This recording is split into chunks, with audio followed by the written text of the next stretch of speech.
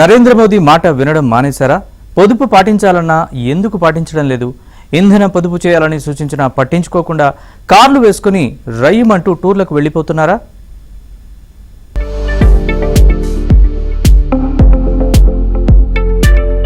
Petrol diesel వాడకాన్ని తగ్గించడం, బంగారం కొనొద్దు, ఎందుకంటే వీటిని విదేశాల నుంచి దిగుమతి చేసుకుంటున్నాం, ఫారెన్ కరెన్సీ మొత్తం అయిపోతోంది, రూపాయి విలువ పడిపోతోంది. ఇది ఇటీవల ప్రజలకు మోదీ చేసిన విజ్ఞప్తి.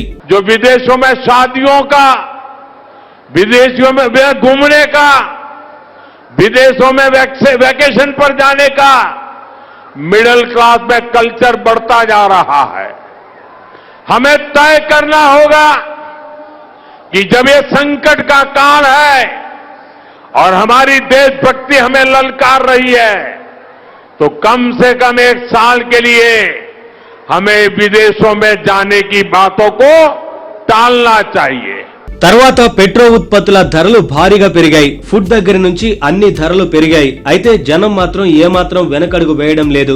సమ్మర్ టూర్ల పేరుతో దుమ్ము రేపారు. మనవారు శ్రీలంక వెళ్లడం 68%, సింగపూర్ టూర్లకు 32% పెరిగాయి. గతేడాది వేసవితో పోలిస్తే ఇప్పుడు పర్యాటకులు పెరిగారు. థాయిలాండ్ కు 130%, వియత్నాం కు 22% భారతీయ పర్యాటకులు పెరిగారని తేలింది.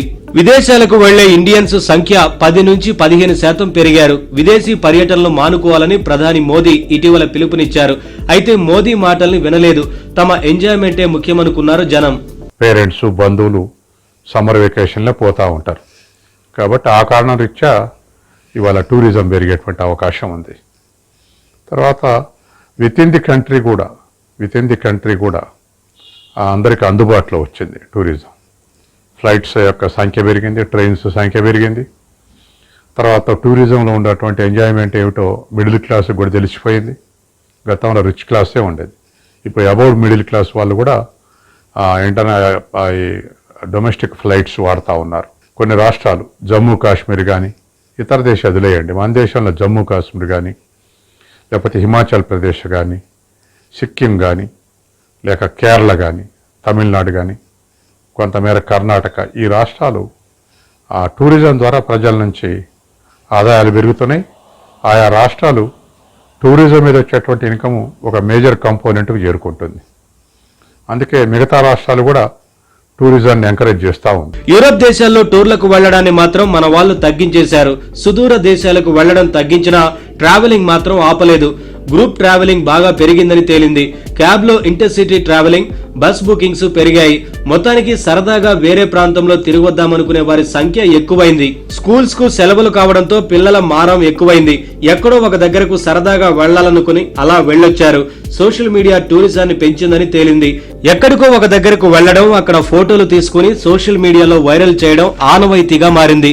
డెహ్రాడూన్, సిక్కిం, జమ్మూ కాశ్మీర్ కు, ఢిల్లీ సహా సమీప నగరాలకు పర్యాటకులు రావడంతో ట్రాఫిక్ జామ్ అయింది. बहुत मजा आया घूमने का. फिर श्रीनगर में थे 2 दिन से, आज सोनमर्ग में आए. बहुत मजा आ रहा है. काफी टूरिस्ट आ रहे हैं. यहाँ के बंदे भी बहुत बढ़िया है, सब हेल्पफुल है. घूमने का बहुत मजा आ रहा है. वेदर भी बढ़िया है और घूमने का बहुत मजा आ रहा है. और सपोर्टेबल लोग हैं और उसके वजह से हमको बहुत अच्छा अनुभव मिला है. हम पिछले 3 से 4 दिनों से यहाँ घूम रहे, पर अभी तक कोई परेशानी नहीं हुई.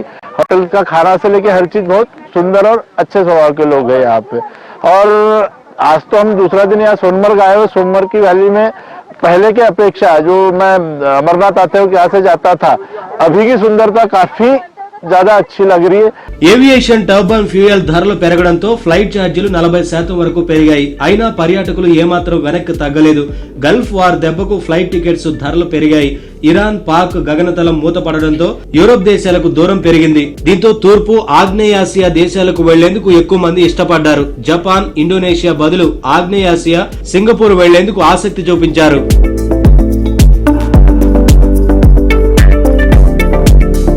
కొడైకెనాల్, కూర్గ్, నైనిటాల్, సిమ్లా, ఊటీ, మున్నార్ లాంటి హిల్ స్టేషన్లకు ట్రావెల్ రష్ బాగా పెరిగింది.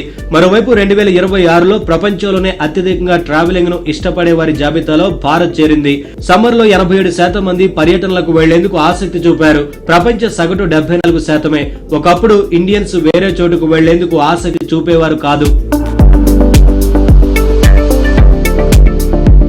దేశంలోనే వేరే చోటుకు వెళ్లాలనుకునే ట్రావెలర్స్ ప్రపంచ సగటు 42% కాగా ఇండియా సగటు 60%. ట్రావెల్ ఇన్సూరెన్స్ చేసుకునే భారతీయుల సంఖ్య పెరిగింది. సులభంగా లోన్లు లభించడం, సోషల్ మీడియా విజృంభిస్తుండటంతో పర్యాటక రంగం బాగా అభివృద్ధి చెందుతోంది. ఖర్చుకు జనం ఏమాత్రం వెనకాడటం లేదు.